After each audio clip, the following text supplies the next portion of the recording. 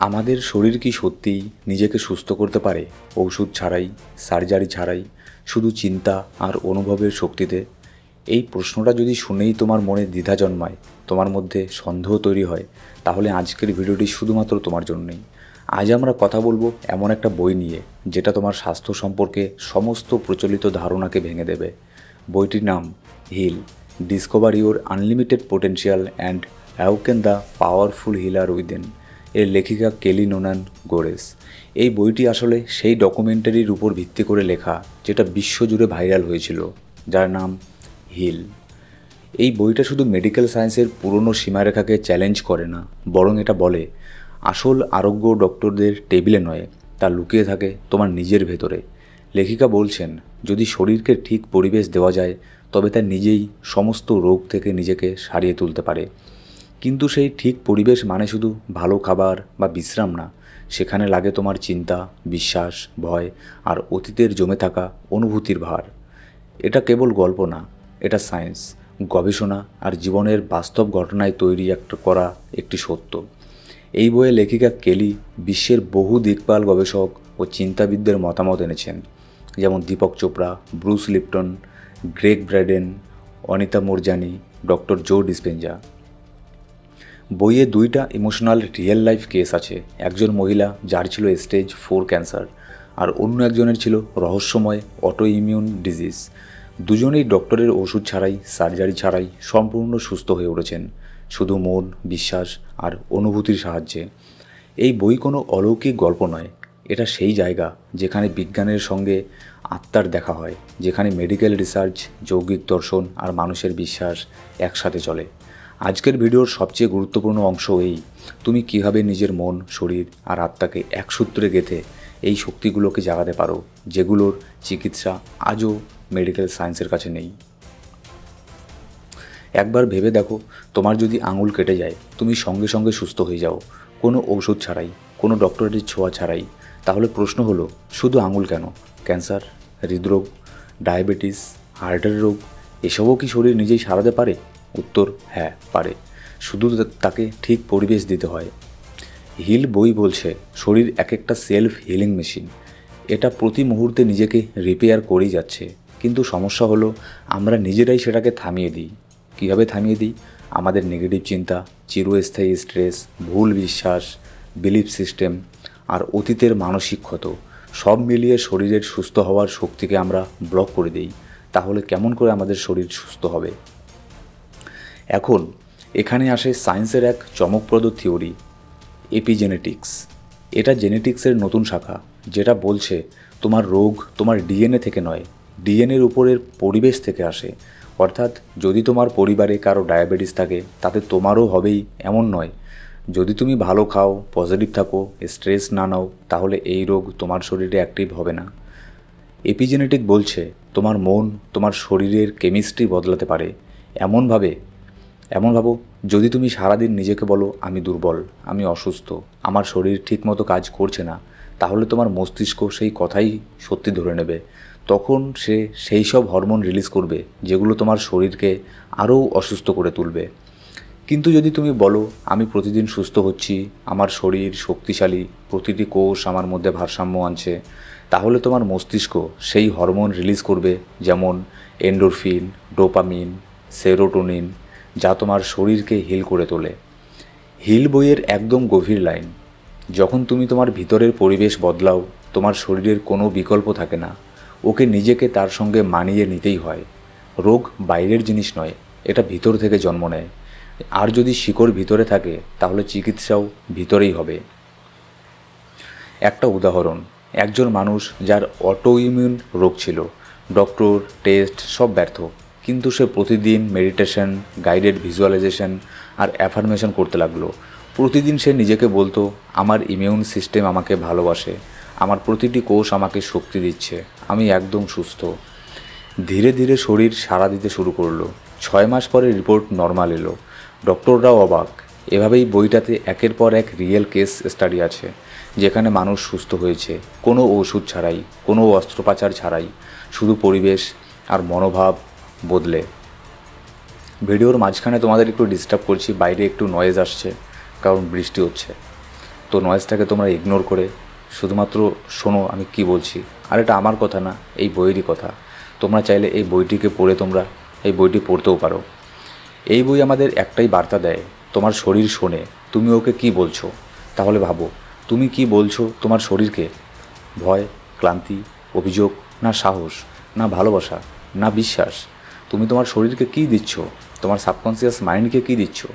এখন সময় একবার ভেবে দেখার, তুমি কিভাবে নিজের শরীরের সঙ্গে কথা বলছো। তুমি কি তাকে ভয় দেখাচ্ছ, না ভালোবাসায় ভরিয়ে দিচ্ছ? যদি কেউ তোমাকে বলে তোমার শরীরের 90% রোগের শুরু হয় তোমার ভিতরের অপূর্ণ অমীমাংসিত অনুভূতি থেকে, তুমি কি বিশ্বাস করবে? পেটের ব্যথা, মাইগ্রেন, থাইরয়েড, ডায়াবেটিস, এই সব কিছুর শুরু যদি হয় ভেতরের আবেগ থেকে, তাহলে সেটা কীভাবে সম্ভব? তবে ঠিক এটাই হিল বইয়ের সবচেয়ে চমকপ্রদ এবং জরুরি সত্য। এই বই বলছে আমাদের শরীরের বেশিরভাগ রোগ আসলে শরীর থেকে নয়, মন থেকে আসে। আরও স্পষ্ট করে বললে, ভিতরের সেই অনুভূতি থেকে আসে যেগুলো আমরা বছরের পর বছর ধরে চেপে রাখি। শৈশবের অবহেলা, কারো বিশ্বাসভঙ্গ, ভয়, না বলা কষ্ট, এই সবই রয়ে যায় শরীরের ভেতরে ইমোশনালি চার্জড মেমোরি হিসেবে। তোমার শরীর এই আবেগগুলোকে ভুলে যায় না, বরং নিজের ভেতরে জমিয়ে রাখে। আস্তে আস্তে সেই চেপে রাখা আবেগই একটা রোগের রূপ ধারণ করে নেয়। হিল বইয়ে একটি অনবদ্য উদাহরণ দেওয়া হয়েছে। একজন মহিলা যিনি বারবার গলার সমস্যা, থাইরয়েড ইত্যাদিতে ভুগছিলেন। বহু পরীক্ষা, বহু ঔষধ নেওয়ার পরেও কোনো ফল মিলছিল না। অবশেষে এক থেরাপিস্ট তাকে শুধুই একটি প্রশ্ন করলেন, তুমি কি কোনো দিন এমন কিছু বলতে চেয়েছিলে যা আজও তোমার গলার মধ্যে আটকে আছে? এই প্রশ্নে মহিলার চোখে জল এসে যায়। তিনি মনে করেন কৈশোরে একবার তার বাবাকে কিছু বলার চেষ্টা করেছিলেন, কিন্তু তাকে চুপ করিয়ে দেওয়া হয়েছিল। মানে তার সাথে একটা ভয়ানক ঘটনা ঘটেছিল। তারপর থেকে তিনি আর নিজের কথা কখনো প্রকাশ করেননি কাউকে। তার শব্দ, তার কান্না, তার সত্য সবটাই আটকে গিয়েছিল গলার মধ্যে। আর সেখান থেকেই শুরু হয়েছিল তার শারীরিক সমস্যা। হিল বলছে, your biography become your biology, অর্থাৎ তোমার জীবনের গল্পই তোমার শরীরের অবস্থা হয়ে দাঁড়ায়। যে কষ্ট তুমি মুখে বলতে পারো না, তা জমে যায় পেটের ভেতর। যে রাগ তুমি প্রকাশ করতে পারো না, তা রক্তচাপ হয়ে ওঠে। যে ভয় তুমি স্বীকার করো না, তা হয়ে যায় অ্যাংজাইটি। ডক্টর ড্যারেন ওয়েসম্যান বলেন, প্রত্যেকটা রোগ একটা বার্তা। এটা আমাদের ভেতরের কোনো না বলা আবেগের দিকেই নির্দেশ করে। তাই হিল বারবার বলছে, সত্যিকারের আরোগ্য ঔষধ থেকে নয়, বরং ইমোশনাল অ্যাওয়ারনেস থেকে শুরু হয়। তাহলে প্রশ্ন, এই চাপা অনুভূতিগুলোকে আমরা কীভাবে চিনব? কীভাবে সেগুলো থেকে মুক্তি পাব? হিল বই আমাদের বলে কিছু জরুরি প্র্যাকটিস। 1 নম্বর, জার্নালিং। প্রতিদিন রাতে ঘুমানোর আগে একটা ডায়েরিতে নিজের মনের কথা লেখো। নিজেকে প্রশ্ন করো, আজ এমন কী ঘটলো যা আমাকে ব্যথা দিয়েছে? আমি কি আজ নিজের মনের কথা শুনেছি? নম্বর 2, বডি স্ক্যান মেডিটেশন। চোখ বন্ধ করে ধ্যান করো, মেডিটেশন করো। কল্পনা করো তোমার শরীরের প্রতিটি অংশে যেখানে ভার, চাপ বা জড়তা অনুভব করছো, সেখানে হয়তো কোনো চেপে রাখা আবেগ জমে আছে। এর উপরে আমাদের গাইডের একটা মেডিটেশন আছে, তোমরা চাইলে সেটাও শুনতে পারো। নম্বর 3, ফরগিভনেস প্র্যাকটিস করো, ক্ষমা করো। কাউকে ক্ষমা করা তার জন্য নয়, তোমার নিজের জন্য। কারণ যতক্ষণ তুমি রাগ বা অভিযোগ ধরে রাখবে, ততক্ষণ শরীরে সেই রোগের শিকড় রয়ে যাবে। হিল বলছে, disease is simply dis ease, অর্থাৎ শরীরের সহজ স্বাভাবিক অবস্থার ব্যাঘাত। আর সেই সহজতায় ফিরতে গেলে নিজের ভেতরের কষ্টের দিকে তাকানো জরুরি। একজন ব্যক্তি হিল ডকুমেন্টারিতে বলেছিলেন, তিনি একটি অটোইমিউন রোগে ভুগছিলেন। শরীর ছিল অবসাদ, যন্ত্রণায় ভরা। একদিন তিনি দেখলেন তার ভিতরে একটা বিশ্বাস লুকিয়ে আছে, আমি যথেষ্ট ভালো নই। এই বিশ্বাস তার মধ্যে ছিল শৈশব থেকে। যেই মুহূর্তে তিনি সেটাকে গ্রহণ করলেন, সেটার উপর কাজ শুরু করলেন, তার শরীর সাড়া দিতে শুরু করলো। হিল বারবার বলে, awareness is the first step to healing. জ্ঞানই প্রথম ওষুধ।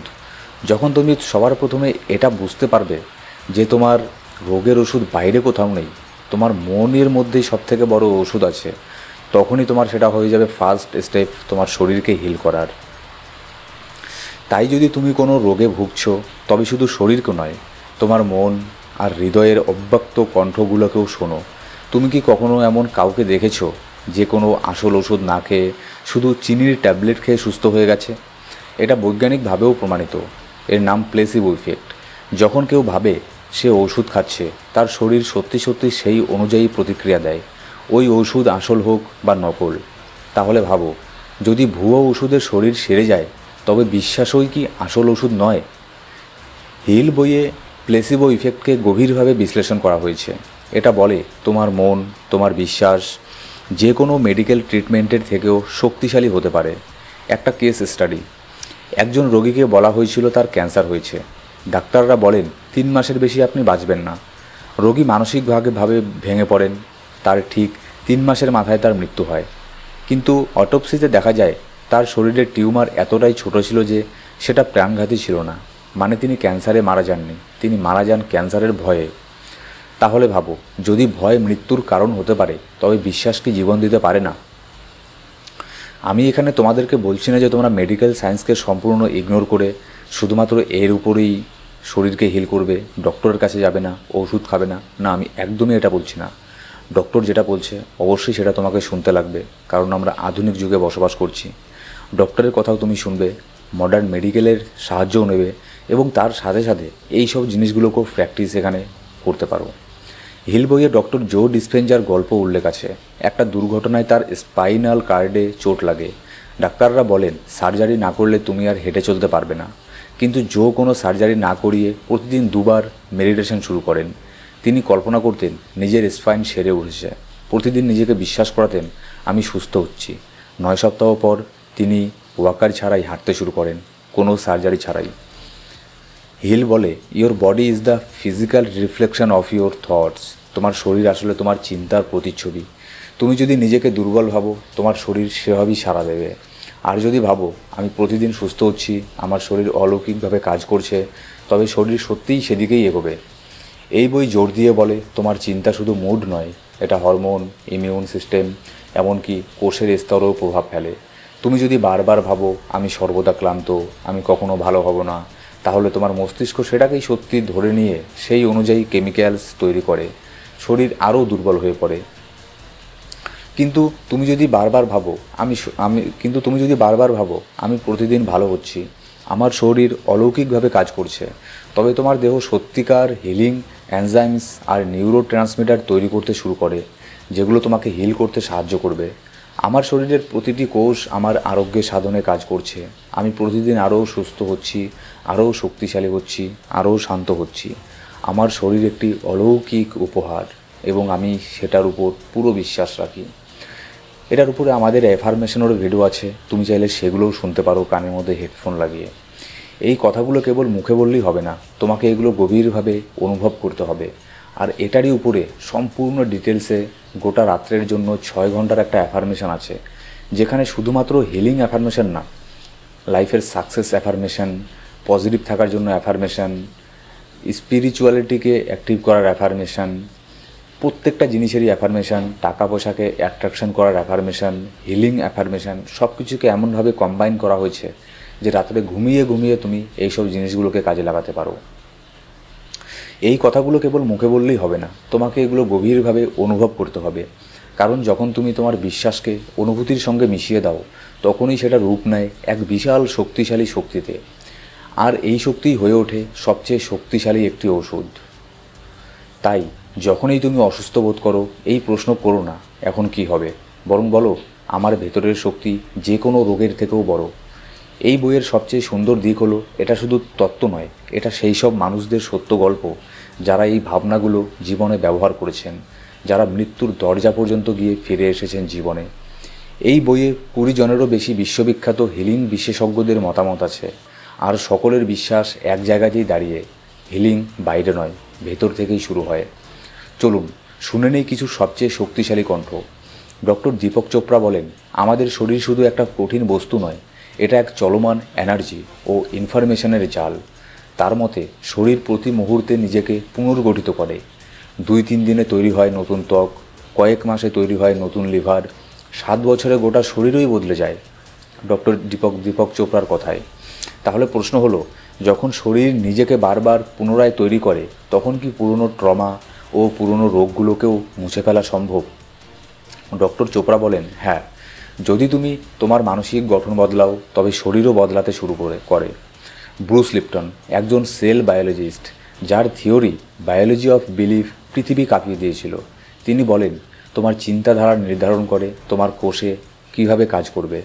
যখন তুমি পজিটিভ ফিল করো তোমার কোষ থাকে গ্রোথ মোডে, আর যখন তুমি থাকো ভয়, রাগ বা স্ট্রেসে তখন কোষ চলে যায় ডিফেন্স মোডে, আর হিলিং হওয়া বন্ধ হয়ে যায়। অর্থাৎ রোগ সারাতে হলে তোমাকে শুধুই চিন্তা বদলাতে হবে, শরীর আপনা আপনি নিজেকে ঠিক করবে। অ্যানিটো মুরজানি এই বইয়ের সবচেয়ে অলৌকিক কাহিনীগুলোর মধ্যে একটি। তার ছিল স্টেজ 4 লিম্ফোমা ক্যান্সার। ডক্টররা হাল ছেড়ে দিয়েছিলেন, লিভার, কিডনি, ফুসফুস সব ব্যর্থ হয়ে গিয়েছিল। সেই রাতে তিনি অভিজ্ঞতা করেন নিয়ার ডেথ এক্সপেরিয়েন্স। তিনি দেখেন তিনি শরীর নন, তিনি এক শক্তি, এক অসীম সত্তা যে সমস্ত ভয়কে ছাড়িয়ে গেছে। সেই জায়গা থেকে তিনি সিদ্ধান্ত নেন, আমি ফিরব আর নিজেকে সম্পূর্ণ সারিয়ে তুলব। আর কয়েক সপ্তাহের মধ্যেই তার ক্যান্সার সম্পূর্ণরূপে উধাও হয়ে যায়। ডক্টররা এটিকে বলেছিলেন স্পন্টেনিয়াস রেমিশন, কিন্তু অ্যানিটা জানতেন এটা ছিল এক যাত্রা ভয় থেকে ভালোবাসার দিকে। ডক্টর জো ডিসপেন্সা বলেন, প্রতিটি চিন্তা একটি রাসায়নিক প্রতিক্রিয়া। যখন তুমি বারবার কোনো নেতিবাচক ভাবনা ভাবো তোমার শরীর তার কেমিস্ট্রির মাধ্যমে সেই অনুযায়ী প্রতিক্রিয়া দেয়। গ্রেগ ব্র্যাডেন বলেন, prayer is not about asking, it's about feeling. অর্থাৎ প্রার্থনা কাজ করে যখন তুমি সেই অনুভূতি আগে থেকেই অনুভব করো, যেন তোমার যা দরকার তুমি সেটা ইতিমধ্যেই পেয়েছো। হিল বইয়ে বলা হয়েছে, just thinking does not heal, feeling does. শুধু ভাবলেই হবে না যে তুমি সুস্থ, তোমাকে অনুভব করতে লাগবে। মনে করো তুমি 1000 বার ভাবলে তুমি সুস্থ, কিন্তু তুমি অনুভব করতে পারছো না। অনুভব না করলে হবে না, যদি অনুভব করতে পারো তবেই সেই ভাবনা রূপ নেবে শক্তিতে। চলো এবার শোনা যাক কয়েকটা বাস্তব healing case study. Elizabeth, stage 4 breast cancer. তিনি কেমোথেরাপি নেননি, বরং বেছে নেন মেডিটেশন, খাদ্য পরিবর্তন, ইমোশনাল হিলিং আর ভিজুয়ালাইজেশন। প্রতিদিন নিজেকে সুস্থ প্রাণবন্ত দেখে বিশ্বাস করতেন, আমি সারিয়ে তুলছি নিজেকে। 6 মাস পর তার স্ক্যান রিপোর্ট ছিল একদম পরিষ্কার। 2 এভা, একটি রহস্যময় অটোইমিউন রোগে ভুগছিলেন। কোনো নির্দিষ্ট ডায়াগনোসিস ছিল না, শরীরে ছিল অদ্ভুত ফোলাভাব, ক্লান্তি আর মেন্টাল কনফিউশন। তিনি শুরু করলেন মেডিটেশন, জার্নালিং, আর তার শৈশবের আবেগের গাঁট খুলে দিলেন ধীরে ধীরে। শরীর ধীরে ধীরে সুস্থ হতে শুরু করলো। আজ তিনি শুধু নিজেই সুস্থ নন, অন্যদেরও হিল করতে সাহায্য করছেন। হিল বই আমাদের শেখায়, each healing journey is unique but all begin within. কোনো নির্দিষ্ট ফর্মুলা নেই, কিন্তু একটা জিনিস অপরিহার্য, নিজের সঙ্গে সংযোগ, নিজের ভয়কে চিনে নেওয়া আর সেই ভয়কে ভালোবাসায় রূপান্তর করা। হিল কোনো বই নয়, এটা একটা আমন্ত্রণ, তোমার ভেতরের ডাক্তারকে জাগানোর আমন্ত্রণ। যত আধুনিক চিকিৎসা থাকুক, যত দামি ওষুধ থাকুক, যদি মন প্রস্তুত না হয় তবে শরীর কতটা একা লড়বে। কিন্তু যদি তুমি মন আর শরীরকে একটি টিমের মতো যুক্ত করো, যেন দুটো এক জিনিস, তবে তোমার হিলিং আর বাইরের উপর নির্ভর করতে হবে না। এই বই আমাদের শেখায় রোগ শুধু মেডিকেল ইস্যু নয়, এটা একটা এনার্জি ইমব্যালেন্স। তোমার মন, তোমার বিশ্বাস, তোমার অনুভূতি, তোমার শরীরের কেমিস্ট্রি বদলে দিতে পারে। প্রতিটি চিন্তা তোমাকে নিয়ে যায় অথবা অসুস্থতার দিকে কিংবা সুস্থতার দিকে। এবার এটা তোমাকেই নির্ধারণ করতে লাগবে, তোমার চিন্তাকে তুমি সুস্থতার দিকে নিয়ে যাবে না তুমি অসুস্থতার দিকে নিয়ে যাবে। হিল আমাদের আরও শেখায়, যখন তুমি নিজেকে ভালোবাসো, নিজেকে গ্রহণ করো, নিজেকে ক্ষমা করো, তখন শরীর স্বস্তির নিঃশ্বাস ফেলে। হয়তো আমাদের প্রত্যেকের ভেতরে একজন হিলার আছেন, যিনি শুধু অপেক্ষা করছেন যে আমরা একবার বলি, আমার তোমার উপর বিশ্বাস আছে। মনে রেখো, তোমার শরীর তোমার কথা শুনছে, এখন তা তোমার উপর। তুমি তাকে ভয়ের ভাষায় কথা বলবে না বিশ্বাসের। কিন্তু তারপরে আমি আবারও বলবো, সাথে সাথে ডক্টরের কথা মতোও চলবে এবং মেডিকেল সায়েন্সেরও সাহায্য নেবে। তার সাথে এইসব স্টেপগুলো নিতে পারো। আরও ডিটেলসে জানতে তুমি এই বইটাও পড়তে পারো, যেটার লিঙ্ক আমি ডেসক্রিপশন বক্সের মধ্যে দিয়ে দেবো। পুনরায় দেখা হবে এক নতুন বই, নতুন ভাবনা আর নতুন শক্তির সঙ্গে, অথবা নতুন কোনো ভিডিও টপিকের সঙ্গে।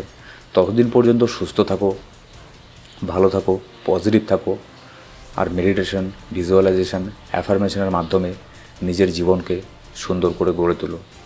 ধন্যবাদ।